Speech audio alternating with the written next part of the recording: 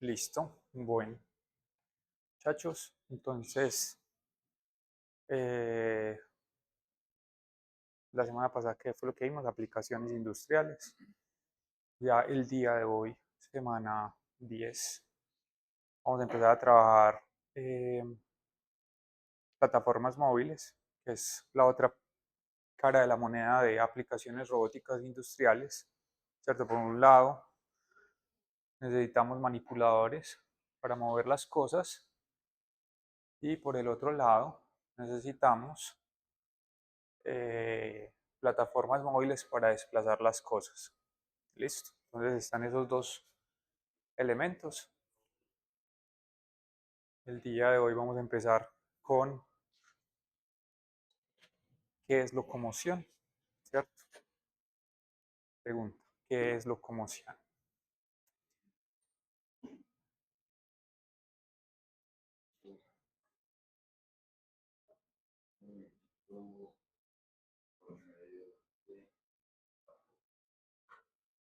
Por medio de vapor. No sé si sea por la raíz, pero digamos que eso tiene que ver con el movimiento, ¿cierto? Y está relacionado con los mecanismos que permiten a un robot moverse sin límites en su entorno. Listo. Esa sería como la idea, ¿cierto?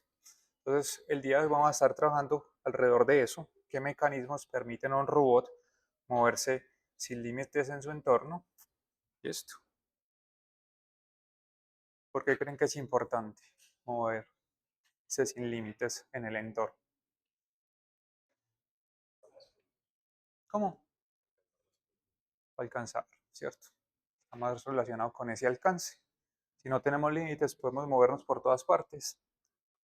Entonces, si estamos trabajando en una empresa y tenemos, por ejemplo, un manipulador que no tiene, que no está limitado en su espacio de trabajo, va a poder hacer más cosas, ¿cierto?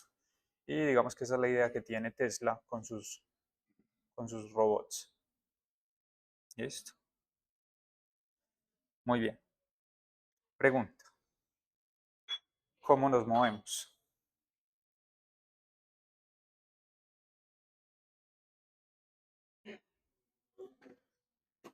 ¿Con qué? Motores conectados a ruedas. ¿Tú te mueves con motores conectados a ruedas? No, no, ¿cómo nos movemos?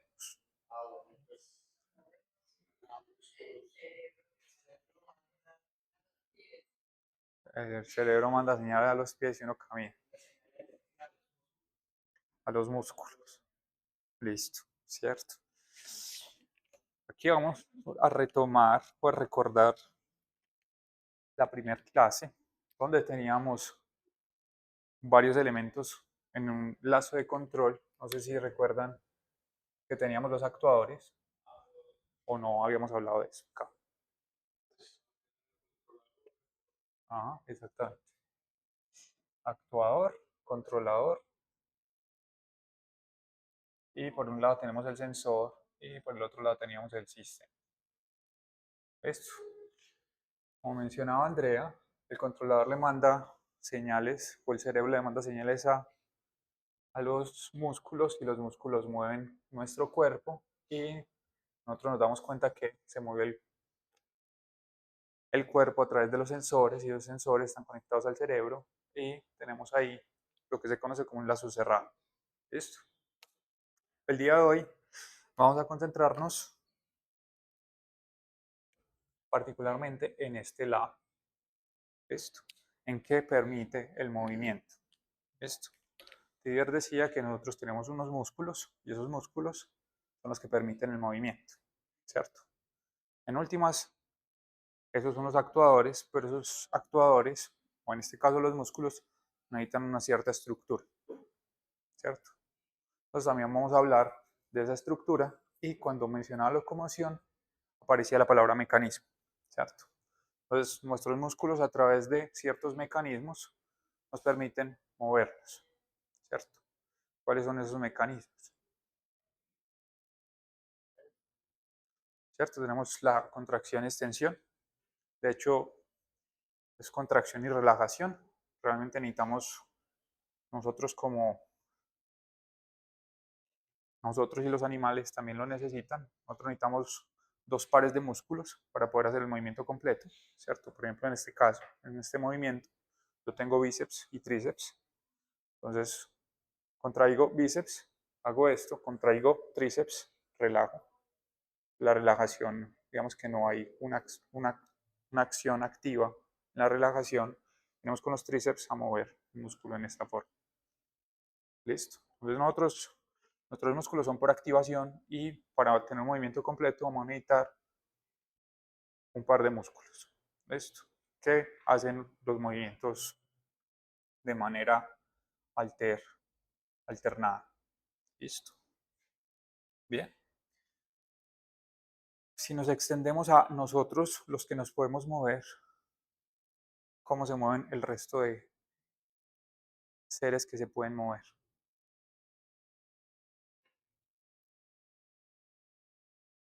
¿Cierto? ¿Cómo? Seleccionemos el C. Ajá. Con las colas, ¿cierto?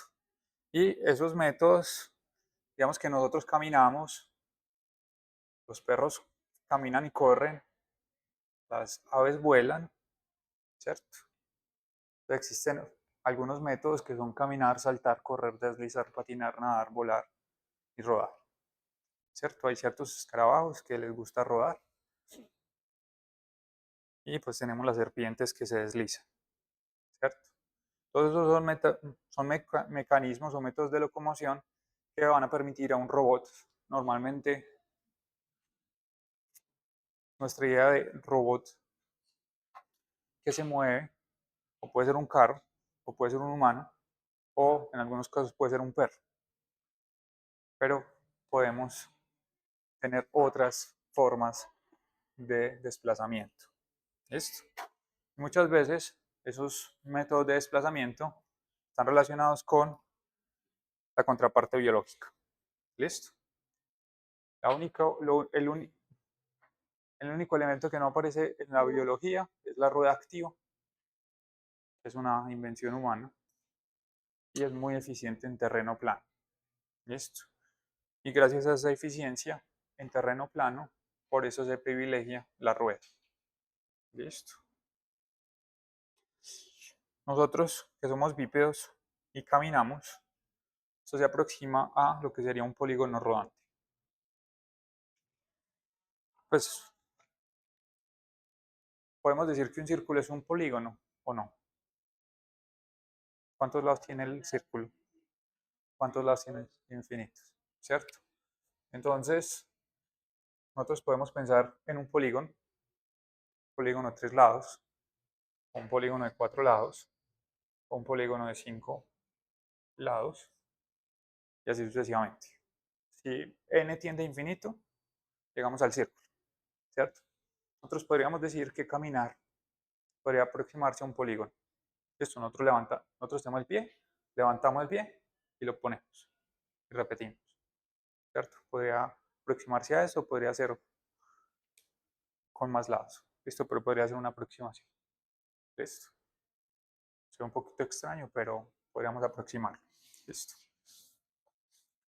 Entonces, esa es una forma de ver cómo caminamos, ¿listo? Pero también, aunque nos inspiramos de la biología, existen muchos desafíos a la hora de inspirarnos en la biología, y es que es muy difícil replicarla. Por un lado, está la complejidad mecánica, ¿cierto? Normalmente esa complejidad mecánica se alcanza gracias a la replicación celular, pero sería muy difícil, es bastante complejo. Por ejemplo, eh, pues el elemento mecánico más complejo que tiene nuestro cuerpo humano es nuestra mano, que es bastante diestra, ¿cierto? Acá tenemos un montón de articulaciones y motores o músculos en nuestro caso, ¿cierto? Que todavía en algunos aspectos todavía estamos limitados a la capacidad de manufactura. Y ustedes, ingenieros de producción, podrían pensar en pensar en cómo podemos manufacturar algo como eso, ¿cierto? Ya con la inteligencia artificial, la parte del control, una parte difícil antes de nuestras inteligencias artificiales generativas, ya cómo controlar un elemento tan complejo como una mano. Pues ya el problema no es cómo se controla, ya tenemos sistemas que podrían aprender a hacerlo. Ya el problema en este momento sería el problema de manufactura. ¿Listo? ¿Cómo fabricamos una mano como esta? ¿Listo? Eso sería lo complejo. ¿Listo? Por otro lado, y este es un problema actual, tiene que ver con la miniaturización y la robustez. ¿Cierto? Los insectos logran hacer cosas muy difíciles de manera muy pequeñas. Nosotros todavía no hemos sido capaces de hacer un robot tan pequeño con todo. ¿Listo? Sí los hemos hecho muy pequeños, pero no tienen todo. Esto ahorita, ¿cómo? No, no tienen todo. Les voy a mostrar uno que me gusta mucho. Se llama, ya debe estar muy actualizado. Robo B Robot. Este, este no es real. Este sí es real. Listo. Este es un robot abeja. Tiene como 5 centímetros en las alas de envergadura. Listo.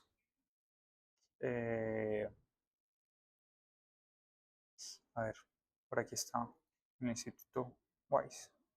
Bueno, nada que hacer. Se le robaron el video al instituto. Ahí está.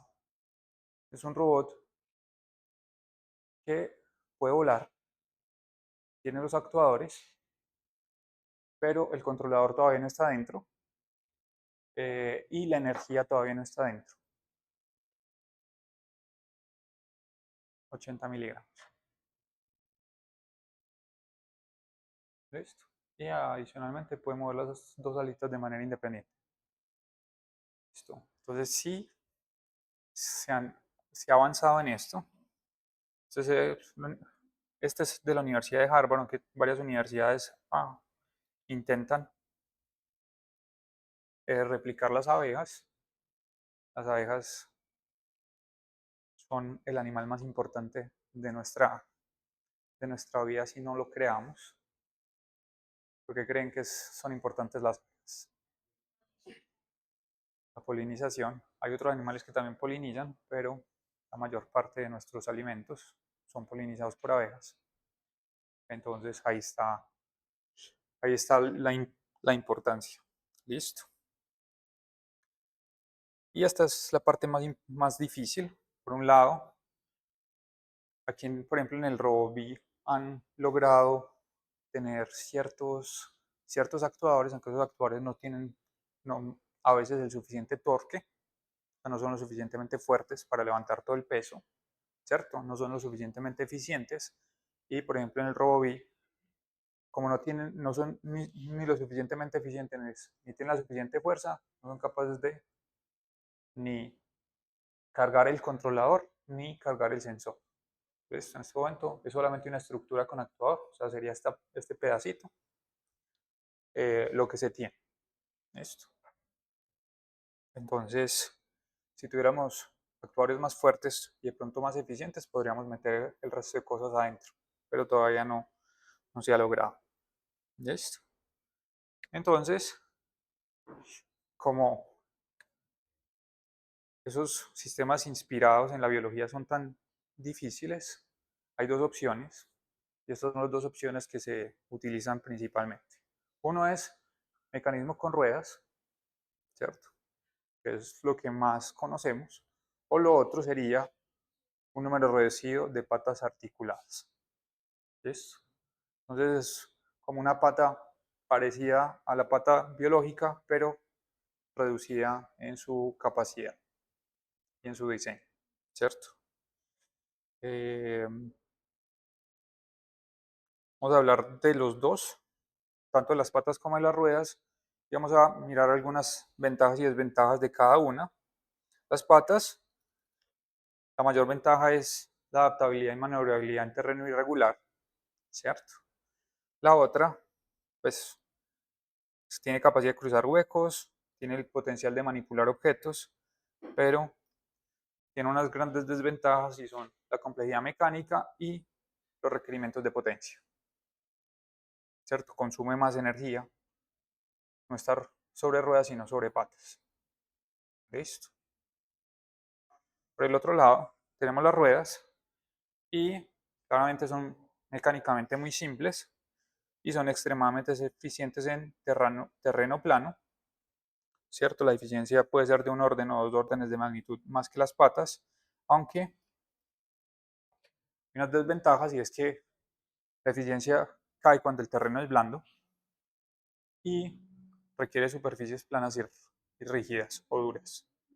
Listo. Entonces, para terrenos arenosos, la eficiencia cae dramáticamente. Listo. Bueno, ellos utilizan una rueda híbrida.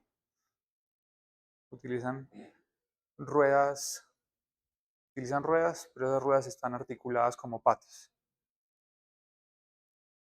Sí, ahorita les voy a mostrar algunos de esos. Pues hay un ejemplo de uno de los robots de Marte, que se llama Sojourner. Eh, ya lo vamos a ver. Eh, y también, por ejemplo, los robots marcianos, para aumentar la adherencia, utilizan ruedas con, con formas. Lo mismo que pasa con las motos y con los carros todoterreno, que las llantas tienen más rugosidad para aumentar la adherencia. Listo. Entonces, la tarea de hoy es diseñar una locomoción. Listo. Para que lo tengan ahí, para que ya sus preguntas estén direccionadas hacia lo que vamos a hacer como tarea. Entonces, por un lado, las consideraciones claves para la locomoción tienen que ver con la estabilidad, la característica de contacto y el tipo de entorno. ¿Listo? ¿Cómo va a ser el entorno? Si tiene estructura, cuál es el medio, si es aire, suelo o agua, o si son varios, ¿cierto? Como un tipo anfibio. Eh, ¿Cómo va a ser el tamaño del contacto? Si va a ser un contacto puntual o un contacto superficial. Qué ángulos maneja y qué fricciones se pueden manejar. ¿Listo?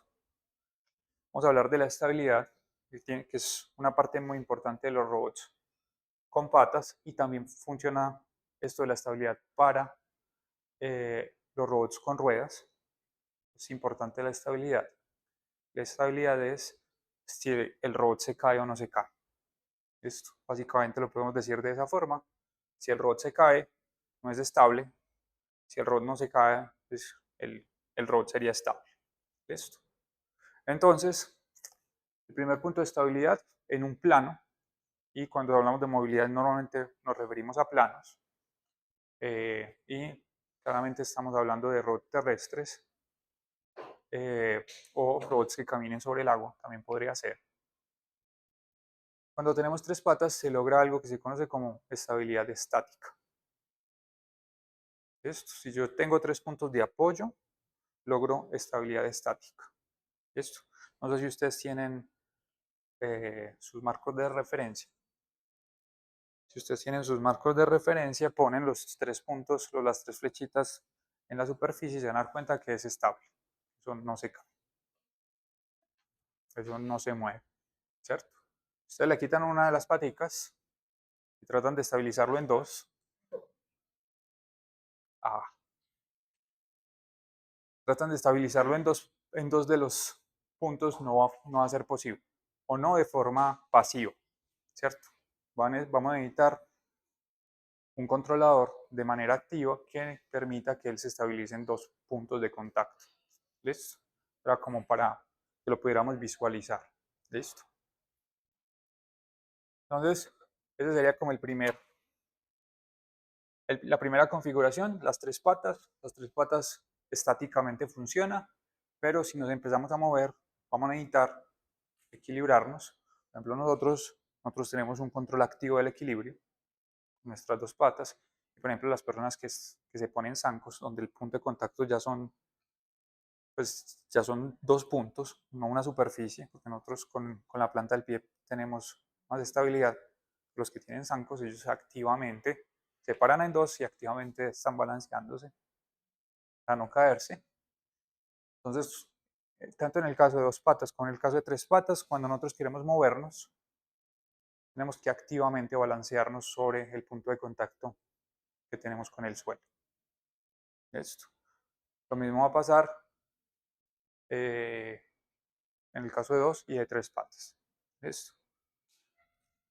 Nosotros ¿cómo se llama? De manera biológica tenemos ejemplos de 6 patas y hasta 8 patas. Tenemos las arañas y los insectos en general. Los insectos, como las hormigas, tienen 6 patas. Las arañas llegan hasta 8 patas, ¿cierto? Ellos, los de 6 y 8 patas, tienen algo que se conoce como una marcha estática o un trípode, ¿cierto? Ellos ponen 3 pies, utilizan otros 3 pies para avanzar. Ya cambian los otros 3 pies y avanzan con otros 3 pies, entonces tienen una estabilidad estática constante. Entonces no se tienen que preocupar por equilibrarse. Siempre van a estar en una estabilidad estática. ¿Listo? Eso ocurre para los de 6 patas y, por ejemplo, en 4 patas, cuando tenemos 4 patas somos estables estáticamente cuando estamos quietos, pero requiere un control activo del centro de gravedad cuando nos desplazamos, cuando hay 4 patas. Un ejemplo muy importante en 4 patas, voy a ponerlo aquí, es el cómo camina un elefante. ¿Alguien ha visto cómo camina un elefante?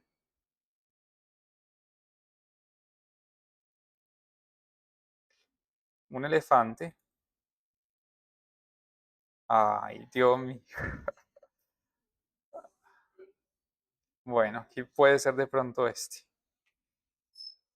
Pero este elefante está casi corriendo. Eh, Normalmente los elefantes, esta es una animación probablemente no hecha por alguien desde la biología. Eh, Vamos a ver movimiento. Listo, por acá tenemos elefantes. ¿Será que sí nos da de pronto aquí? Es que es un niño y camina bastante rápido. Los elefantes más grandes, los que son más pesados, normalmente tienen un comportamiento de mover solo un pie a la vez o una pata a la vez. Entonces mueven una pata, la ponen, se apoyan, cambian centro de gravedad y mueven otra pata. Se va moviendo de esa forma. Listo. Ya si tienen que correr, pues corren como lo hacen los otros mamíferos de 4 patas, pero normalmente cuando estamos hablando de movimientos con patas y no superamos las 6 patas, vamos a necesitar activamente controlar la estabilidad del sistema. ¿Listo? Bien. Hasta ahí vamos bien. Voy a concentrarme sobre las patas porque es algo que hemos pensado menos, ¿cierto? Ustedes no se han puesto a pensar sobre cómo se mueve un robot con patas. Probablemente sí han pensado cómo se mueve una moto o cómo se mueve un carro, porque lo vemos más visiblemente en nuestro día a día, pero no es tan común tener robots con patas. ¿Listo? Hay un término que ya hemos visto, que es el término grados de libertad, ¿cierto? ¿Qué son los grados de libertad? La cantidad de articulación. ¿Listo? Las dimensiones en las que se puede mover. Listo. Normalmente, ya aquí, a diferencia de los manipuladores, normalmente en los manipuladores los grados de libertad supone motores, ¿cierto? Por articulación tenemos un motor. pero en los robots móviles no necesariamente los grados de libertad suponga el número de motores. No necesariamente. Aquí en los robots móviles, los grados de libertad no suponen la misma cantidad de motores. ¿Cierto? Eso quiere decir que hay ciertos grados de libertad que no tienen motor. Esto. Voy a hacer un ejemplo muy básico con la mano, ¿cierto?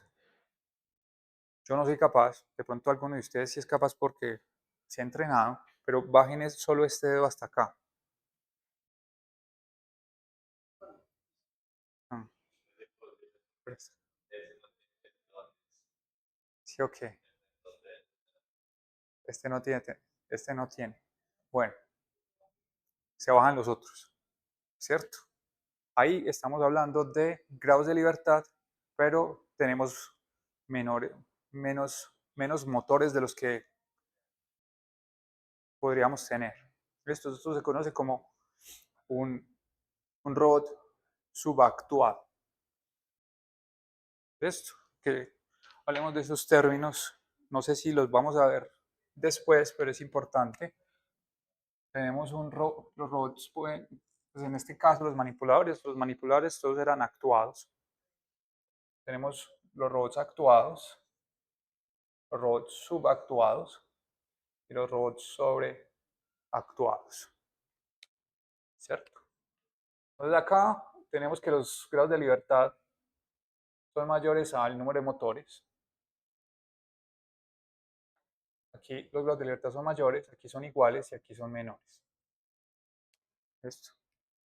Entonces tenemos los robots sobreactuados, no existen, pues sí pueden existir, solo que es muy poco común tener más motores por articulaciones, dos motores por una articulación. Eso suena un poco raro, pero por ejemplo, en ambientes donde no podemos hacer reparaciones puede ser útil, ¿cierto? Se tiene un motor apagado, el otro funciona, si ese se daña, tenemos el reemplazo directo. Entonces podemos tener ahí sistemas sobreactuados. Luego tenemos los sistemas actuados, que normalmente todos los manipuladores robóticos están en esta categoría de robots actuados. Y luego tenemos los robots que son subactuados. Ahorita vamos a ver algunos ejemplos de robots subactuados.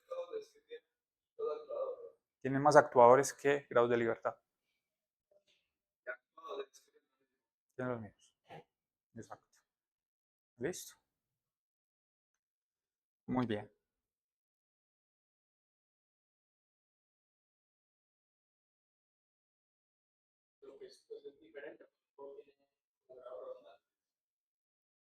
¿Cómo así que grados redundantes? Explícate. Ahí, aunque es, es redundante para la manipulación, ¿cierto? Porque la manipulación solo exige 6 grados de libertad y tenemos 7 grados de libertad en el robot para 6 grados de libertad en el objeto, ¿cierto? Ahí tenemos uno que es extra, tenemos redundancia en el número de grados de libertad de el robot eh, para los grados de libertad de la manipulación. Ahí, digamos que tiene que ver con la aplicación, ¿cierto? Hay redundancia para la aplicación, pero desde el punto de vista solo del robot, tiene 7 grados de libertad, y los 7 grados de libertad cada uno tiene un motor. Ajá. Entonces ahí tenemos un robot actuado porque tenemos 7 grados de libertad y 7 motores. ¿Ves? Bien, vamos entonces a continuar con los grados de libertad en los robots con patas. Se necesita mínimo 2 grados de libertad por pata. ¿Esto? No 2 motores por pata, sino 2 grados de libertad por pata. ¿Esto? Puede ser que solo sea un motor el que levante y avance.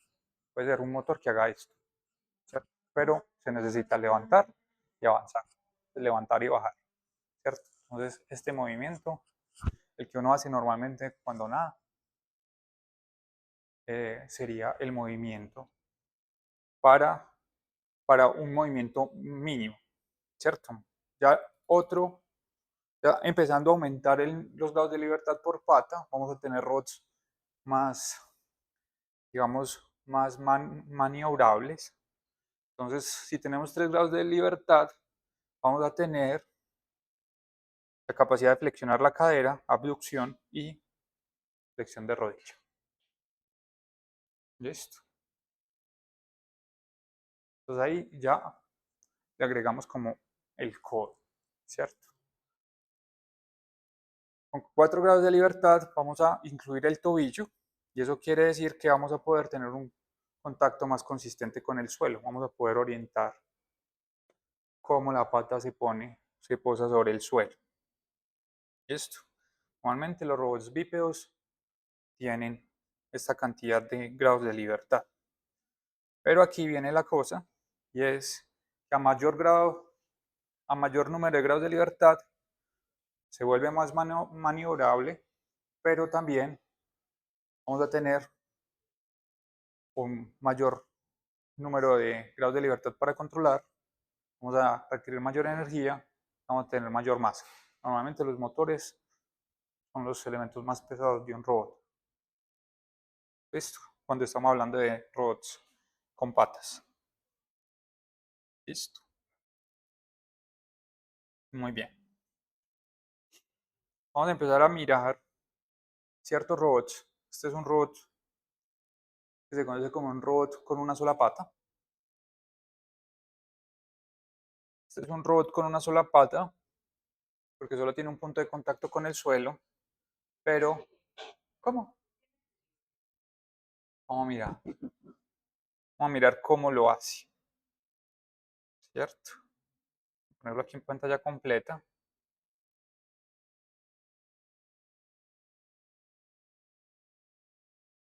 Este es un robot 2D. Pues podemos ver qué es lo que hace. Y acá lo tenemos de forma 3D.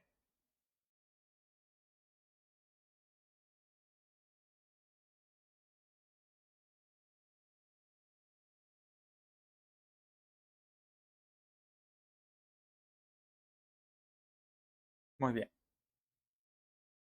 Entonces, ¿cuántos grados de libertad tiene?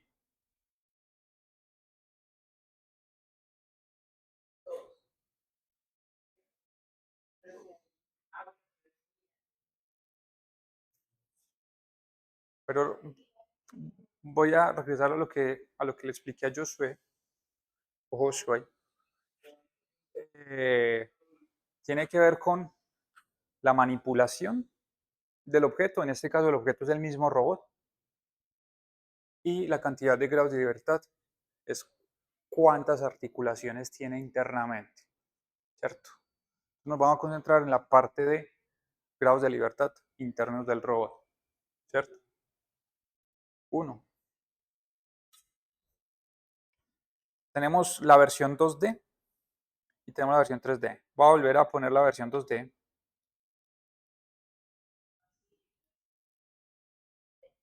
Una AT. Sí. Entonces, este robot 2D tiene 2 grados de libertad.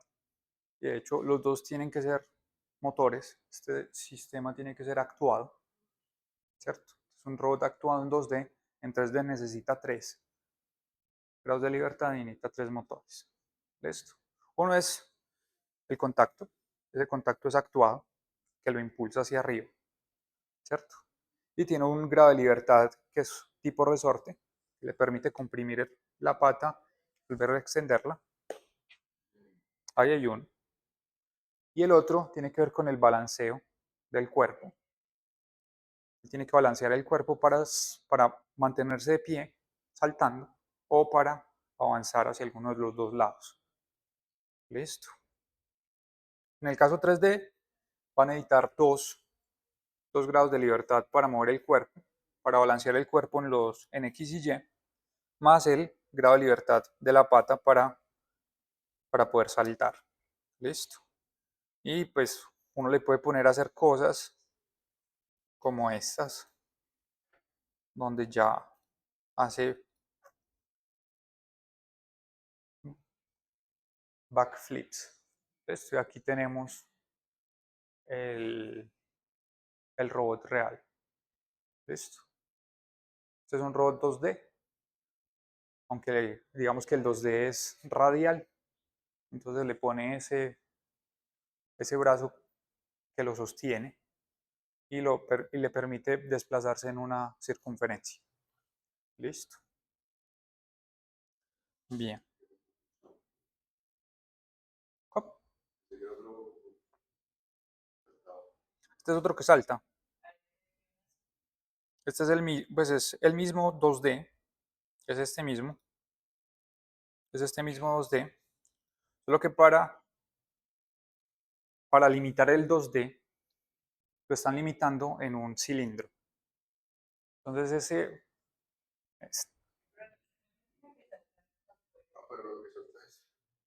es esto.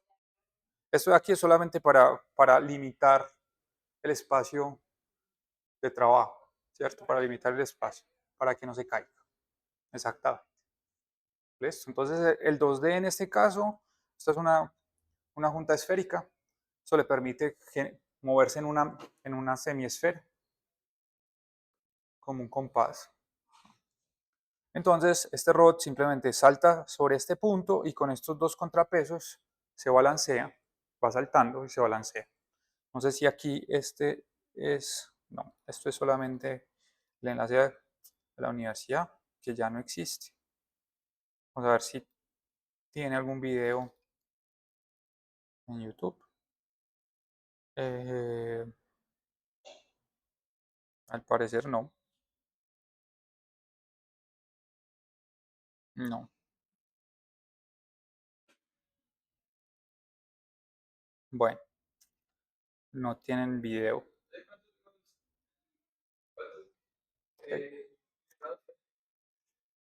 Aquí tenemos que, si analizamos solo el robot, o sea, lo cortamos aquí, en este punto negro, si lo cortamos, este robot solamente tiene 2 grados de libertad. 2 grados de libertad con dos actuadores. Un actuador que le permite saltar y un actuador que le permite balancearse. Esto. Pero si analizamos este sistema como un todo, aquí tenemos 2 grados de libertad, que son 2 grados rotacionales. Entonces ya la estructura completa es una estructura subactuada que tiene 4 grados de libertad con solo 2 motores. ¿Listo? ¿Vamos bien hasta ahí? Listo. Vamos a empezar a mirar ciertos robots con más patas. Aquí les voy a mostrar un robotcito de juguete. Era el Sony SDR4X. Que lo empujan, se cae y vemos que tiene un mecanismo, un método para volverse a parar. Listo. Ahí lo tenemos, parándose. Muy bien. Dentro de los robots humanos, antes del 2020,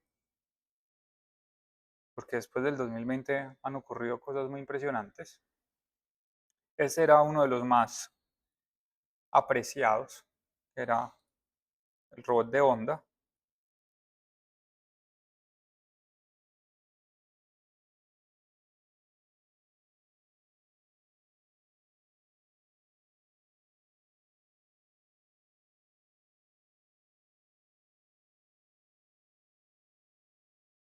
Muy bien.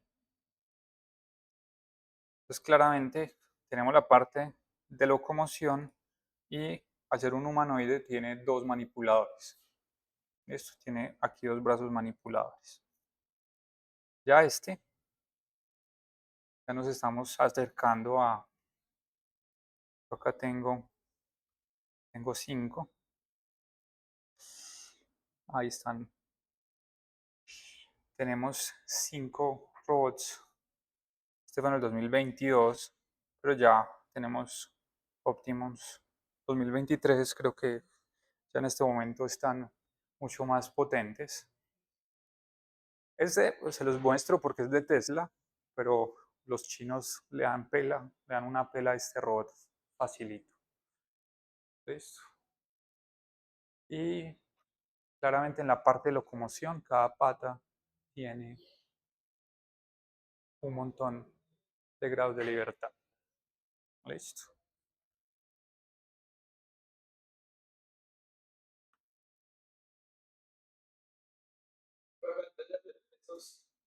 Los bípedos tienen que tener pues, como controlando el equilibrio. Sí, ellos están constantemente controlando su equilibrio. Y eso es muy difícil. Eso.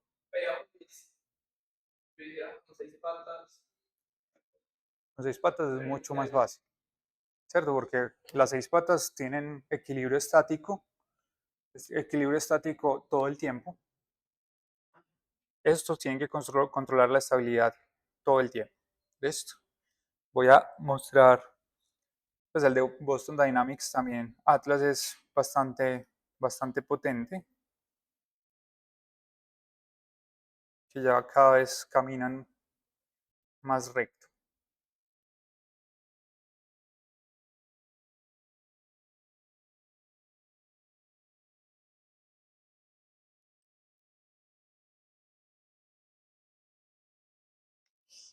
Tenemos ese.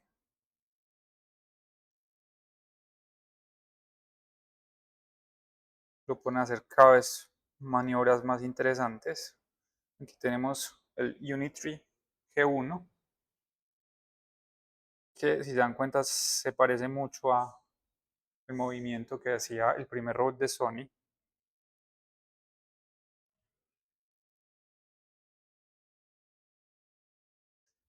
La misma flexibilidad que tienen ustedes.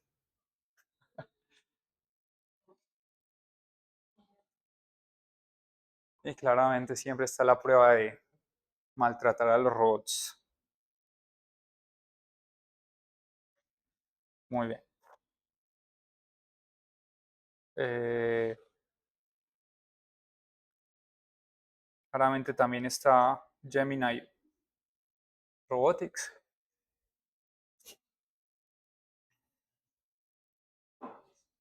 que ya este tiene integrado los modelos, los amigos imaginarios.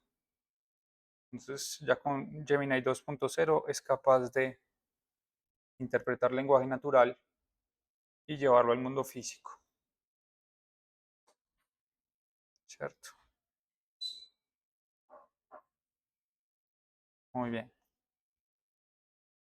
Y ya está este de Engine AI, que cada vez corre de manera más natural. ¿Listo? Muy bien. Creo que estos videos los encontré a principio de este año. Probablemente ya haya unos nuevos robots. Listo.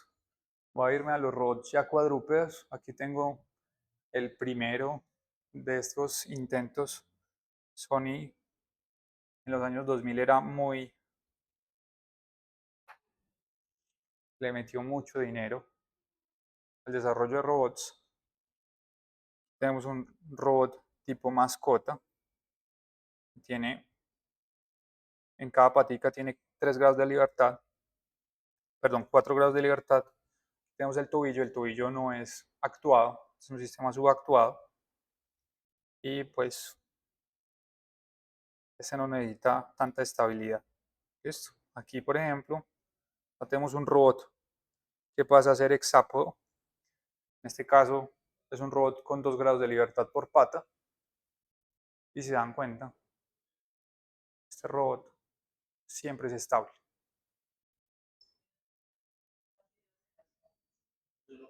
Uno que sube y uno que avanza. ¿Listo? 2 grados de libertad.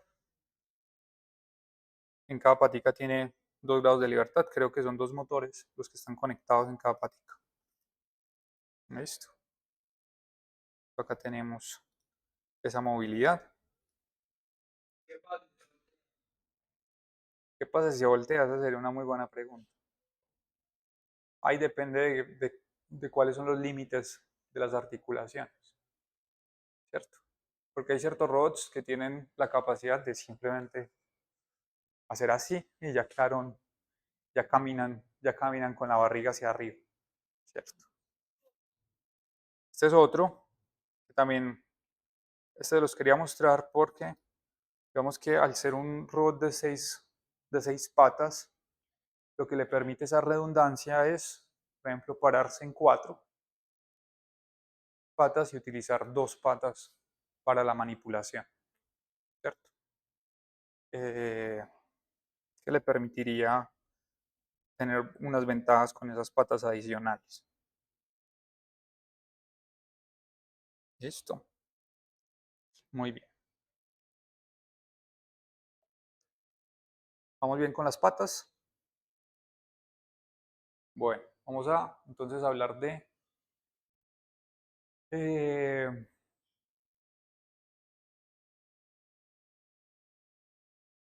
tenemos los robots con ruedas, que existen diferentes tipos de ruedas. No solamente están las ruedas estándar, también existen las ruedas que se conocen como ruedas castor, ruedas suecas o ruedas esféricas. Listo. Las ruedas esféricas, eh, ahí me equivoqué,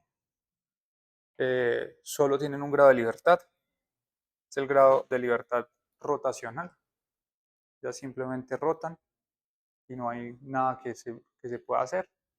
Eh, la rueda estándar no. La rueda estándar solamente un grado de libertad y tú la pones en una dirección y ella solo avanza en esa dirección, ¿cierto? Eh, por ejemplo, las ruedas traseras de un carro, ellas avanzan solo en una dirección. Listo. Estas son las ruedas estándar. Luego tenemos las ruedas castor, que sí tienen 2 grados de libertad, que son las ruedas que tienen sus sillas en este momento, que son ruedas direccionales que tienen un grado de rotación sobre ellas, no sobre ellas mismas, cercano a ellas mismas. Listo. Estas son ruedas que pueden ser actuadas o no actuadas. Lo que normalmente se usa en plataformas móviles es tener 2 ruedas estándar. Se tienen 2 ruedas estándar y se tiene una rueda castor. Listo. 3 ruedas que genera 3 puntos de contacto, un equilibrio estático. Entonces esta plataforma ya se mantiene apagada, se mantiene en equilibrio estático. Listo. Entonces se tendrían 2 motores aquí, motor acá, motor acá. Esta acá sería como un triciclo. Solo que este triciclo, lo que normalmente se hace, o se podría tener un motor para estas dos y un motor aquí, ¿cierto? Y ahí sí sería un triciclo. Un motor que mueva estas dos de manera simultánea y que direccione con esta de acá. Ahí sería un triciclo. Pero normalmente estas plataformas lo que se hace es ponerle un motor a esta, un motor a esta girar libremente y dependiendo de las velocidades de los 2 motores, pues vas a poder girar. Esto. Y esta plataforma se conoce, o este tipo de robot se conoce como un robot diferencial y lo vamos a estar trabajando. Este es un subactuado. De hecho, la mayoría de robots con ruedas son subactuados. Listo. Ya tenemos 1 grado de libertad, 2 grados de libertad, 3 y 4 grados de libertad. Este es un robot de 4 grados de libertad, pero solo tiene 2 motores. Un robot subactuado. Listo. Bien. Voy a mostrarles un video. Creo que el sonido está funcionando bien. Entonces voy a mostrarles este video de estas ruedas que se conocen como rueda sueca.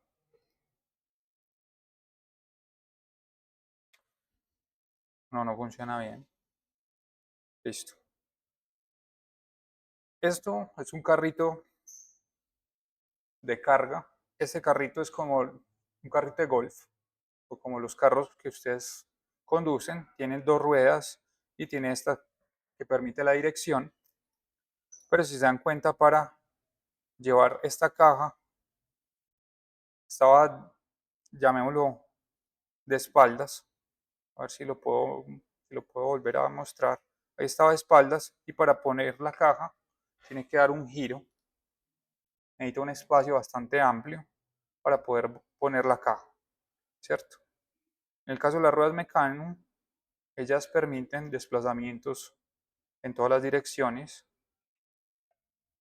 diagonal, y puede rotar sobre su propio eje.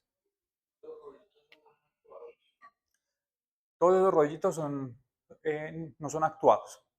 Esto, aquí, por ejemplo, en este caso tenemos varios grados de libertad en la rueda, pero cada rueda solo tiene un motor. Listo. Y es la configuración de cómo movemos esos motores lo que permite que estas ruedas se desplacen en una dirección o en otra. Listo. Y tiene que ver con la fuerza.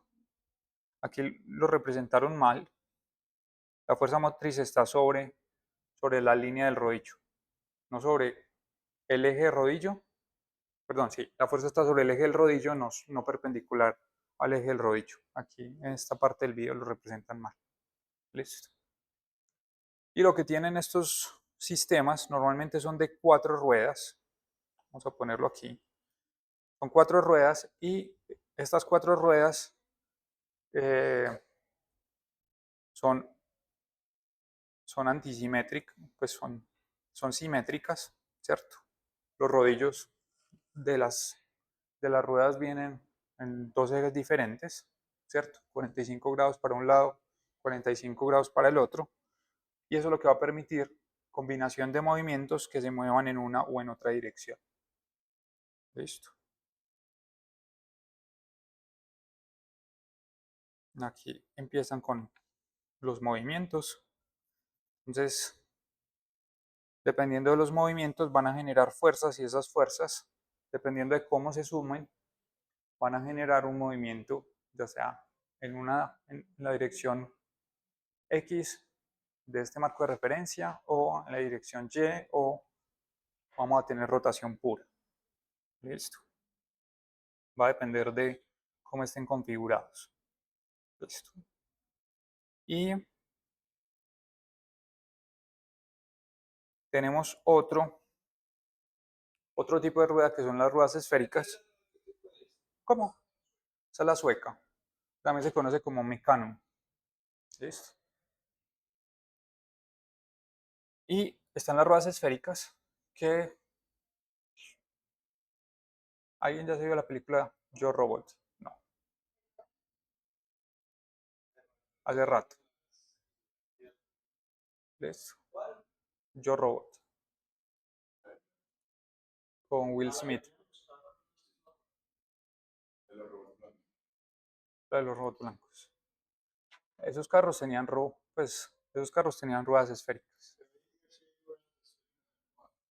Sí, yo te voy a mostrar un videito. Listo. Entonces, claramente, la elección de las ruedas va a depender de la aplicación.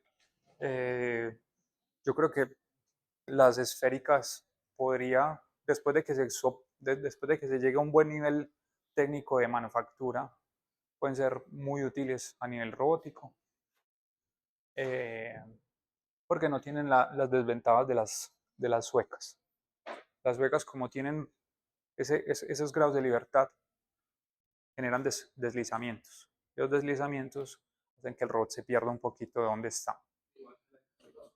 La de Castor también tienen esa dificultad, solo que, por ejemplo, en el caso de los robots diferenciales, estas normalmente tienen muy buen agarre y evitan que haya deslizamiento. Listo. Bueno, entonces, nuevamente aquí vamos a tener la geometría de las configuraciones variadísimas. La estabilidad mínima se da con 2 ruedas con centro de masa bajo el eje. Eso generaría una estabilidad mínima.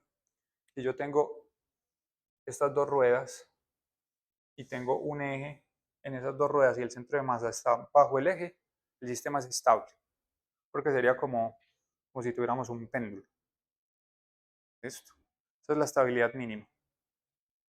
Con tres ruedas, la estabilidad se da de manera convencional. Si el centro de masa está en el triángulo formado por las tres ruedas, el sistema es estable. Entonces tenemos este tipo de estabilidad, tenemos este tipo de estabilidad, pero por ejemplo, ustedes han visto a los vigilantes de centros comerciales montarse en esos carritos.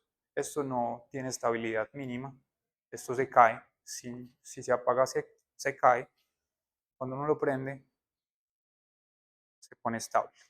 ¿Listo? Entonces esto necesita un control activo para su estabilidad. Listo. Muy bien. Y cuando estamos hablando de sistemas con ruedas, normalmente utilizamos estos dos conceptos. Por un lado tenemos la maniobrabilidad y por el otro lado la controlabilidad.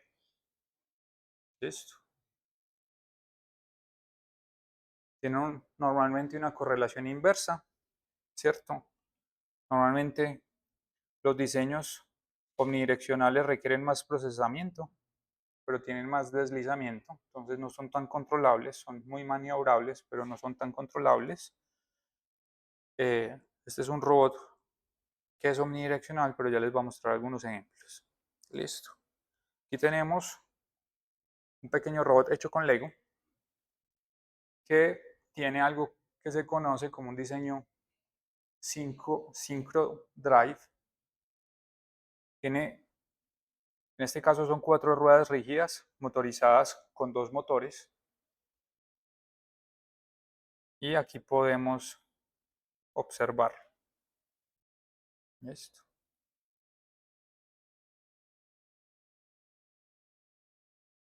Básicamente hay un motor que mueve las ruedas y el otro motor orienta las 4 ruedas. En este caso son 4, pero podrían ser 3 para simplemente tener la estabilidad estática. Ahí podemos ver cómo se desplaza. Ahí las 4 ruedas están conectadas. Entonces hay un motor que mueve las pequeñas ruedas y hay otro motor que las orienta todas al mismo tiempo. Listo. Es una configuración. Claramente tiene una complejidad mecánica bastante alta para transmitir el movimiento. Aquí tenemos un rod, una plataforma omnidireccional con ruedas esféricas.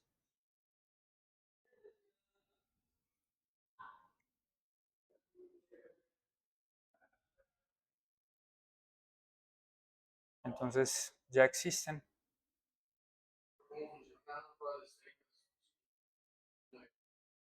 Estas, por ejemplo, son con motores que generan fricción sobre la rueda. Entonces tienes la rueda y esa rueda le generas fricción y esa fricción hace que la rueda se mueva. Entonces tienes dos motores que permiten que la rueda, perdón, que la esfera se desplace. Listo. Voy a tratar de buscar el video. Hay un video que uso en otro curso. Es, a ver si lo logro encontrar. Es este. Aquí están utilizando 3 motores, pero el principio es el mismo. Entonces, por ejemplo, ahí están utilizando, se parecen a las ruedas suecas, solo que aquí el ángulo de contacto no es 45 grados, es 90 grados con los rodillos. Pero, por ejemplo, ahí los motores están en contacto con la pelota y la pelota está en contacto con el suelo. ¿Listo? Al mover los motores, ellos mueven la pelota y la pelota mueve el robot.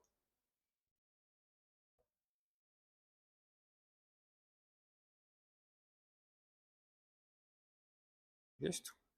Esto es muy parecido a este. ¿Cómo? Ese apagado se cae. Este se cae porque este solo tiene un punto de contacto con el suelo. Este de aquí, tiene los cuatro puntos de contacto. Ahí está utilizando un sistema para levantar este sistema y ahí lo está desplazando. ¿Listo?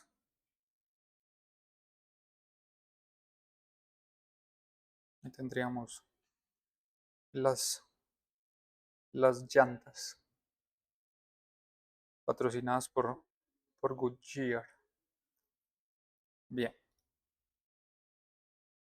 estas son las Mecanum y este es un robot Kuka, que es un monstruo, una mole,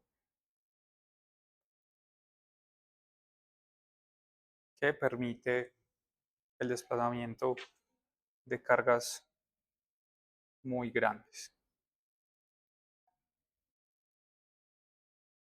¿Listo?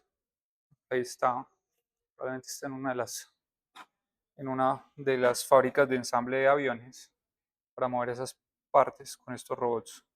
Lo pueden hacer. Que digamos que están utilizando Mecanum. El Mecanum tiene el problema del deslizamiento, pero aquí como hay teleoperación, hay un operario que lo está controlando, el operario corrige cuando haya deslizamiento. Listo. Aquí les voy a mostrar este otro que tiene que ver con ruedas castor. En este caso, este robot tiene 4 ruedas, de las cuales las 4 son castor, eh, pero de esas 4, 2 tienen motores. Realmente están usando 4 motores, 2 por rueda, y con esas 2 ruedas orientan el robot.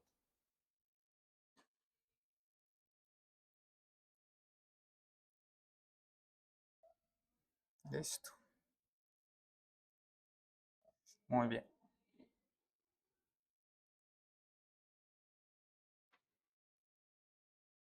¿Vamos bien hasta acá? ¿No hay ninguna duda, pregunta? Listo. Vamos a entrar entonces a otros casos que son un poco más extraños. Uno tiene que ver con las orugas, ¿cierto? Son bastante útiles también para ciertos terrenos, sobre todo cuando el terreno es suelto. Y los sistemas híbridos, que se conocen como patas con ruedas, ¿cierto? O ruedas que caminan. Listo. Entonces aquí les muestro uno. Este es un robot que llaman todoterreno, que es un robot con patas y orugas, en este caso. Listo.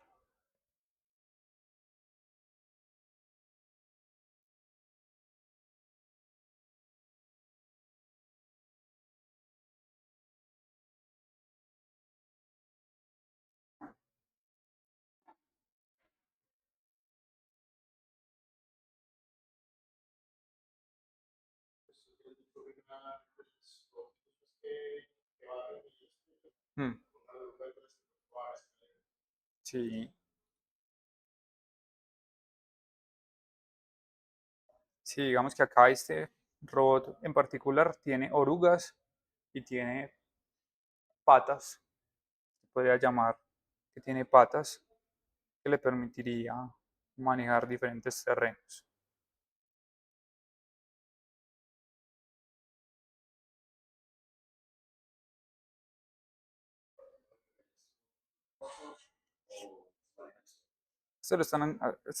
Este lo están teleoperando, está haciéndole control remoto.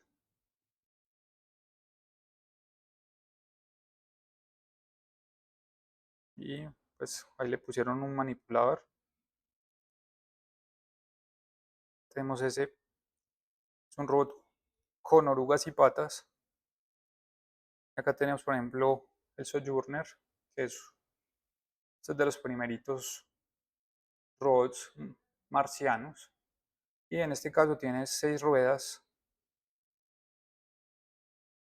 todas son motoras y adicionalmente podríamos decir que tiene patas por el sistema, el mecanismo que le permite que todas sus ruedas estén en contacto siempre con el terreno.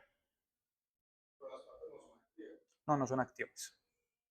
No, en este caso las patas no son activas, solamente tiene motores en cada una de las ruedas. Como un sistema de suspensión. Exactamente. Listo. Pero digamos que desde el diseño podría uno pensar, pues podría uno decir que eh, el sistema mecánico podría ser considerado pata porque pues es una articulación. Listo.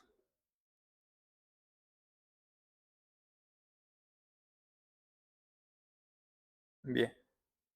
Ahí tenemos este, el Sojourner. Aquí tenemos otro. En este caso utiliza 8 patas con ruedas, donde las ruedas están articuladas.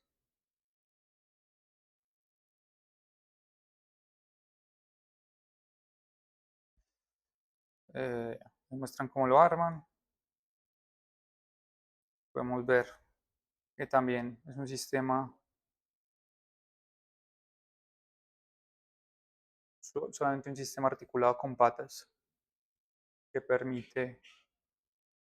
le permite al robot escalar las escaleras. Listo. Y claramente tenemos al Unitree, esta empresa china que hace cosas muy interesantes. Tenemos un robot con, con patas y ruedas.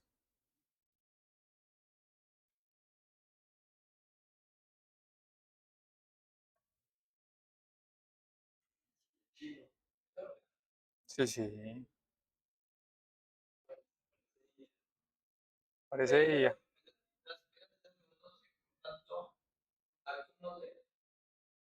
No sé qué. ¿Cómo así que se dañan?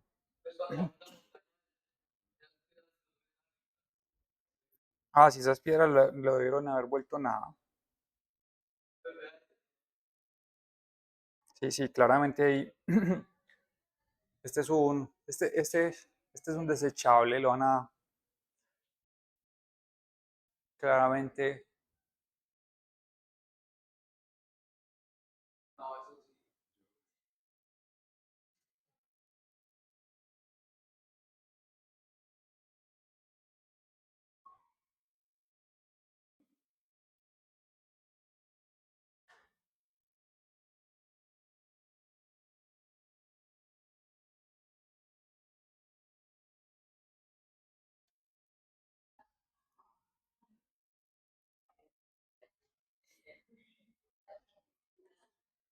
Ese fue. ¿Para qué moto si tenemos perro?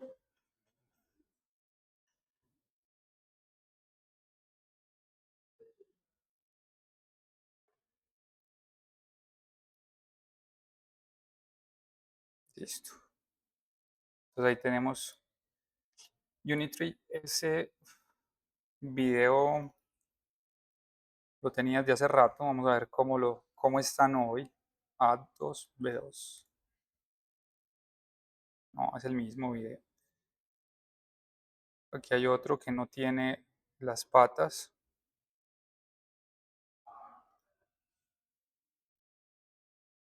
Se dieron cuenta que es más útil un robot con ruedas y patas.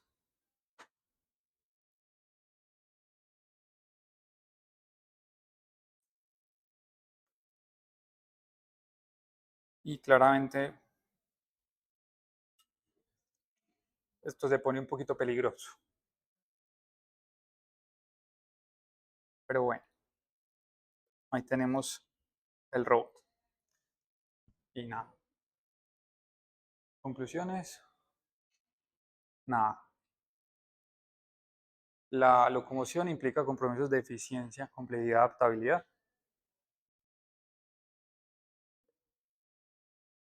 Cada vez estamos avanzando en sistemas más complejos y sofisticados, y estos robots híbridos pues, van a estar por fuera. Probablemente los domiciliarios se nos acaban y nos lleguen perros con domicilio. Listo. Yo creería que por ahí puede ser un buen nicho, ¿cierto? De hecho, hay una empresa de colombianos que se llama KiwiBot, aunque ellos están en este momento, no sé si ya realmente es autónomo, porque estos eran por control remoto.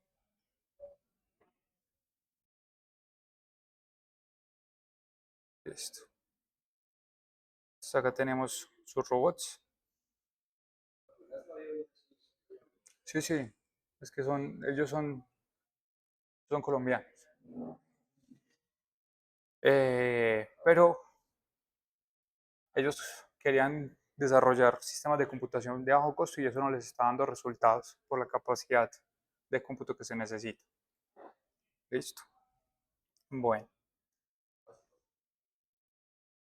pues estaban metiendo una Raspberry Pi al robotcito a ver si con eso eran capaces, pero no, pues, no le daba, no le daba. Listo. Bueno, entonces, nada, vamos a tomarnos un descanso y vamos a avanzar a la siguiente clase. Porque sí, que tenemos tiempo.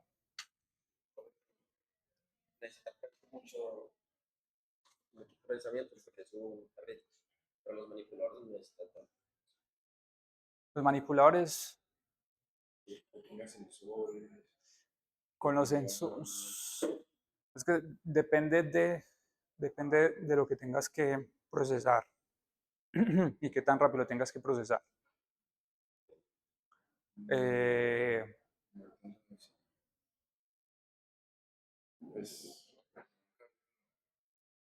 no, pero ya.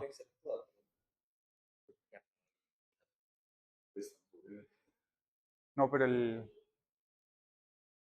con respecto a los manipuladores, lo que más consume es la detección. Y la detección, un celular es capaz de hacer detecciones a 60 FPS.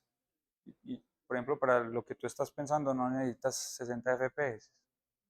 Necesitas dos frames por segundo. Y eso, facilito. Listo. Bueno, pues chicos, vemos un ratico y continuamos con la clase de la próxima semana. Y avanzamos. Sí. Ya acabamos la clase de esta semana. Vamos con la clase de la próxima semana. La película, ustedes la seleccionan en películas. Ya ustedes están en la libertad de seleccionar sus películas. No, toma notas. Digamos,